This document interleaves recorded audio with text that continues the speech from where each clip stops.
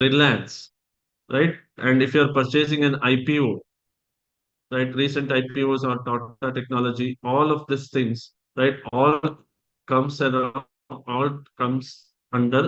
direct equity, right? So how this attracts, brings money into your pocket? Number one, if any company gives you a dividend as a part of the profit of that company, if that they give you a dividend, the increase in the share price, right? When you purchase, it might be 100 rupees. When you are trying to sell, it might be 1,000 rupees, right? Or it might be 150 rupees. And that increment, the change in the price also brings extra money into your pocket, right? So that is how direct equity is an asset for you. And if it is clear, type DE in the comment box. Type DE in the comment box. And next is the mutual fund. Okay, so what is mutual fund? We A mutual fund is another asset. Okay, so how there are few things we don't want to directly invest. We might have some kind of fear. Okay, how is this company? I don't know how this company is doing because I don't have a time to manage and identify or analyze how this company is doing. But I want to get an exposure. I want to have an exposure. I want to invest on that. Then how? There is something called mutual fund. What is it, mutual fund? So mutual fund where there are companies who will take a small amount of money from people like you and me, and they will take all of that money and consolidate it, and then they will invest in either equity or any of these things, right? Any of these things, any deposits or any bonds, debentures, anything they will invest into it, right? So those companies called, and they are the one who will hold our asset. They will manage our asset on behalf of us, right? So that's why it is called asset management companies. Any mutual funds which we are holding, the companies are called asset management companies. In other words, it is called AMCs. Okay. So we will understand little bit more about in a diagram, in an image perspective, in the next slide. Okay, that's what mutual fund for you. Okay, so type MF in the comment box if it is clear for you. Next is a crude oil. So this is another kind of commodity. Under commodity, we have understood about metals, gold and silver. We understood. Next, we talk about another liquid commodity. We have very very important crude oil. What is the meaning of crude oil? Crude oil is a raw format of our all the petroleum things, right? The fuel which we are using and any of the products, petroleum products, is come under crude oil. Okay. So again, so this also we can invest on crude oil, and when the crude oil price increases, right? When we increases, we can make money out of it, right? So that is how crude oil becomes an asset for us. And crude oil is something is right, everybody will use it. Everybody will use it. We cannot go outside without having, if you have a vehicle, you need fuel for it, and you need to have a petrol or diesel, whatever it is. Okay. So and for to have a petrol or diesel, you need a crude oil, right? A lot of petroleum products are available for which you need, the raw format of that is a crude oil. Okay, so next comes under crypto. Okay, what is the meaning of crypto? And crypto is a recently, it is earlier it was not available. Now this is a very very, the alternative way of investing, right? Alternative way of investing where it is a decentralized form. There is no control, there is no regulation, there is nothing. Okay, so it is a blockchain. There is a separate technology, and I'll not be talking about that technology and all of these things. Again, if you invest on the crypto, that when the price of the cryptocurrencies are increasing, and that's when you get more and more money. Okay, so that's how the crypto is an asset for you, but it has a very very high risk on it. Okay. So next aspect is, last but not least, is pension or insurance. Okay. So pension products or insurance product. If you go to any of the insurance, you will get a lot of insurance product, money back policy, endowment policy, unit linked insurance plan, right? You live, right? So though I have said on the second, first day, second day, that never ever consider as an insurance as an investment option. But still, people are there who doesn't want to take much risk, who wants to be at a comfortable situation. They are okay to get only 4 to 5% of return. So then they invest on the insurance, and there are pension schemes also available, right? Even the lot of insurance providers are gives you pension scheme, and there are a lot of other pension schemes. The most important pension scheme is NPS, right? Type NPS in the comment box. National Pension Scheme. Okay. So National Pension Scheme, where it will the most important purpose of having pension scheme is to take care of your retirement life. Okay. So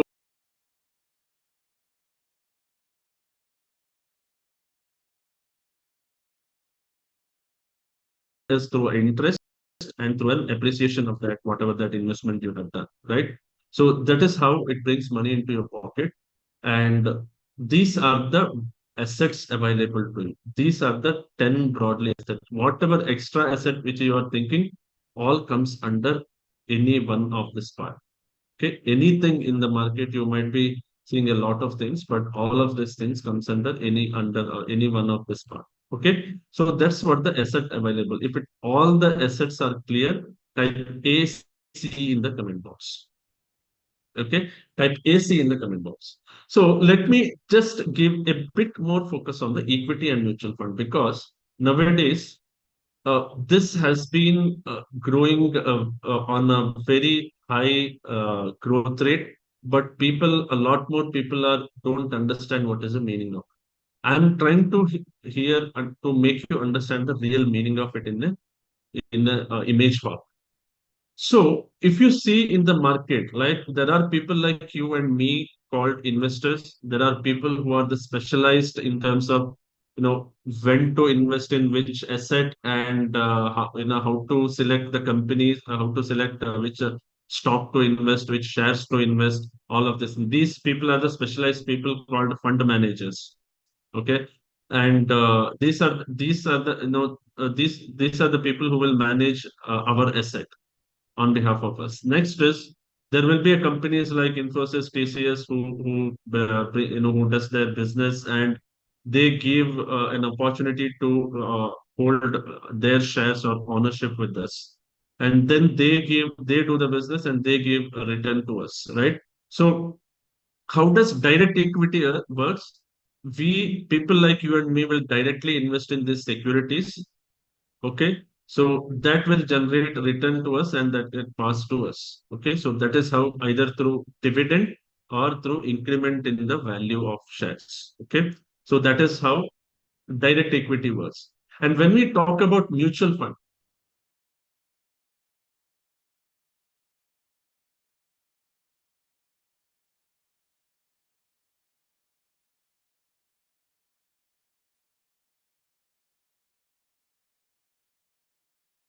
if something is not going good, how they can shift. They know when to shift, what to shift, and how the economy is doing. They know how to calculate whether that particular stock is working or not. All of these things are they know things, right? So that's why we don't want to take risk, and that's why people like you and me will pool all of our money with these people, and these people will choose a security to what are the whole money whatever they have it, they will choose which security to be invest, and this will generate a return to us and that will get passed to us, right? So this is how a mutual fund work. Okay, so and mutual fund work with the very important rule called collective investment, right? In it is as a name itself suggests you what is a collective investment. They pool the money which is taken from people like you and me, right? They take 5,000 from me, 5,000 from Vivek, Preeti, Karthik, and that all get pooled, and then they will start. They think of investing, right? That's how a mutual fund works. So if it is clear about both direct equity and mutual fund, type DEMF in the comment box. Type DEMF in the comment box. Thank you so much. Okay. So now that you have understood about equity and on all of your assets, Okay. How many of you have questions that, okay, now I am clear about what are the asset available. Tell me which one to select when and all of why, how many of you have that question? When to select what, we should not select, if this particular goal, how to go about it. Type me in the comment box if you have that question. Okay, type me in the comment box if you have that question. Okay, super. Let's understand that aspect. Okay, so that's what finding the best allocation strategy. If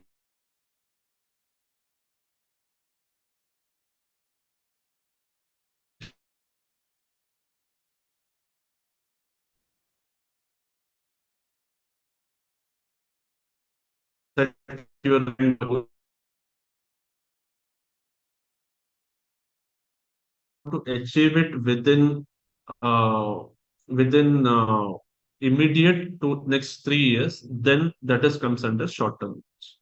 Then 100% debt. When I say debt, that means I'm not asking you to borrow loan and do it, right?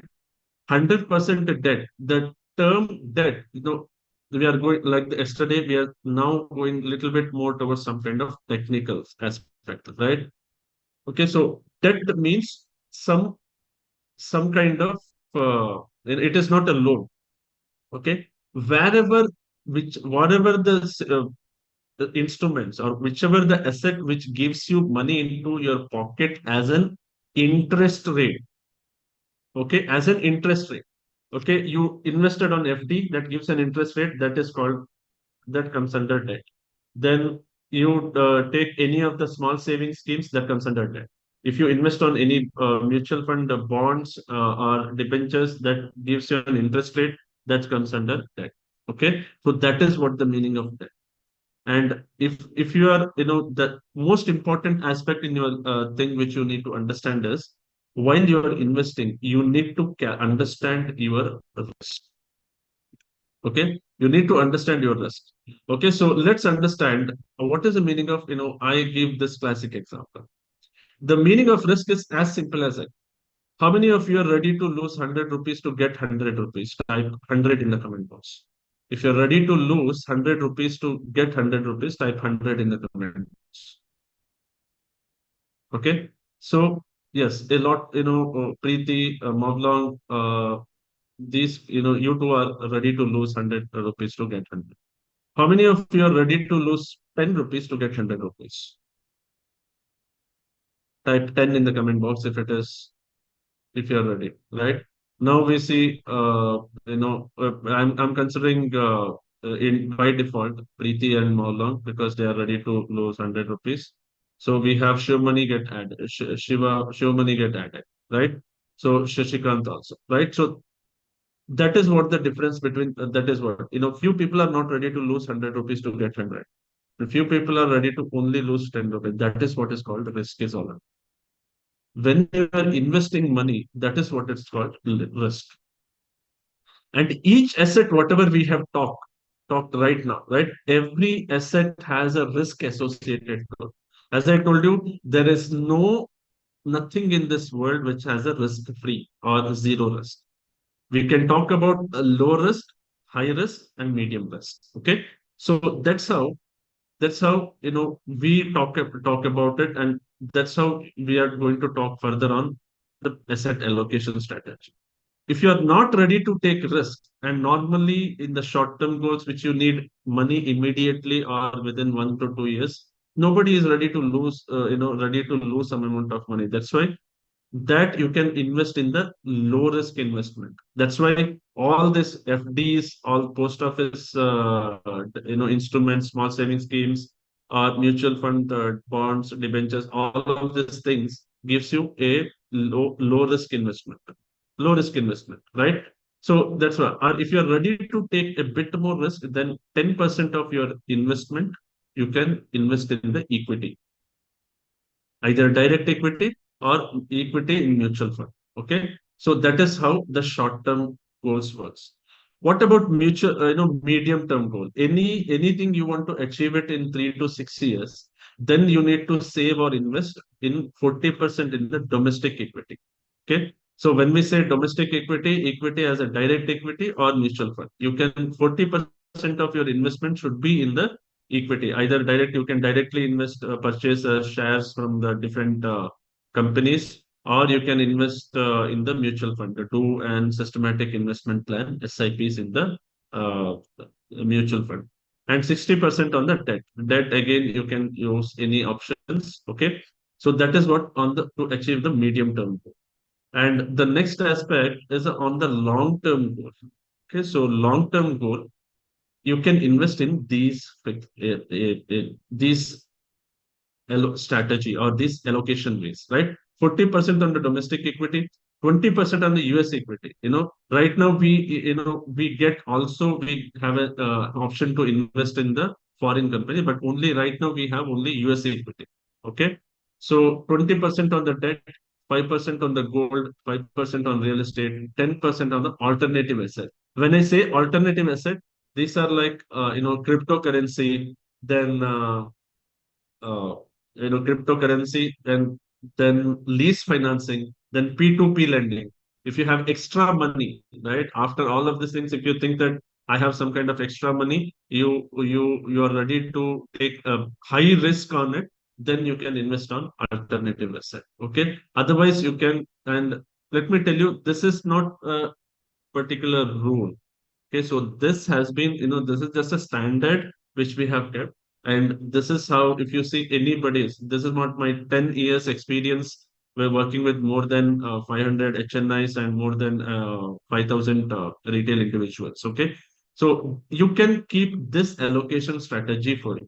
But how many of you want to go through with an exercise which, once you go through that exercise, you will understand what kind of risk taker you are, and because of with that, how much, what kind of risk, what kind of allocations you need to have it in your investment. How many of you want to ready to go that? Type ready in the comment box.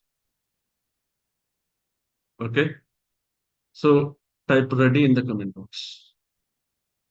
Okay, so now, so if everybody is ready, so let me just give you one link here. Okay, so let me give you one link. I want everybody to go through that link, and it will take 4 to 5 minutes. And let me share that link here. Go through that link, and once you finish that, you will, you will be a different kind of person. Let me tell you straightforward. Okay, so here is the link. Go ahead, go ahead and start, click on that and start fill. It's an exercise. At the end of this, once you complete it, you will get to see what kind of what kind of asset allocation you need to have. Okay, so we will come back. Right now is 7:43. We will come back at 7:47 or 7:48. Okay, 4 minutes, 12:47, and we will come back, and the music will be played on the background. So go ahead. I want everybody to face this exercise, right? Okay, so if you're here, make sure you are completing this exercise. Okay, we'll meet at 7:47.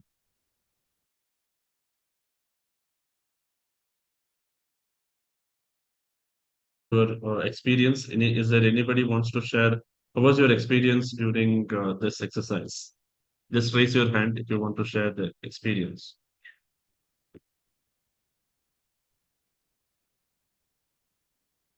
Okay, or type me in the comment box if you're not able to raise your hand. Okay.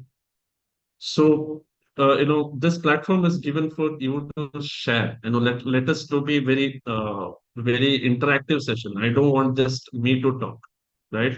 So let's see. Okay, so Mavlang wants to talk. Go ahead. So, Am I audible? yeah, you are.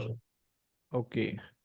The experience is that I get to explore myself. I mean, I have to question myself. अच्छा ये भी सोचना है और I have to think about this also. I have to think about this also. And it forces me to explore my instincts of where I should go in case of emergency. Where do I go? Mm. So these are awakening questions. I mean, mind opening. Okay. Good. Yeah, and I found out that I am an explorer. Okay. I am Super. able to take high risk. Mm. Good. Thank you. So good, Mongong. So at least you got kind of clarity that what kind of risk taker and what a initial step that you need to take, right? Yes, yes. Good. Good. So let's understand. Do we have Karthik here? Karthik wants to share your experience. Go ahead. Yes, sir. Good evening, sir. Good Uh, evening. yes, sir. How long mentioned, I think it uh, gives a lot of assessment based questions to understand where we generally can invest, and also what is the risk level that we can take, um, in terms of in the investments. Uh, yes, sir. I do answer all the questions, and I have a uh, snapshot. It says that Explorer baseline investment, and it shows me a pie chart, which has got a certain percentage of the investment that I can make in respective in some sectors. So yeah, that's what it shows, and that's my experience. Super, super good. So that is how, let me just tell you why, what happens in the actual industry, right? So if you go to get into any advisors and you ask this kind of this activities, and they charge you, and they will give you at least they will there are things are available to understand about yourself, but the pie chart is a very very important aspect. The pie chart, they will they will charge, people outside will minimum charge 1% of your asset. 1% of your asset. So now think of, if you have around a 10 lakh of worth of asset with you, what is a 1% of? Okay. So that is what that is how this is worth of, right? So it is worth based on each of your individual aspect, individual income, assets, and net worth, right? So that's how. Thank you so much for each and everyone who have gone through this exercise. Or anybody who wants to share your experience, you can. I will have one more persons with a count of five, four, three, two, one. Nobody wants to share. Okay, so let's get into the further topics. Okay.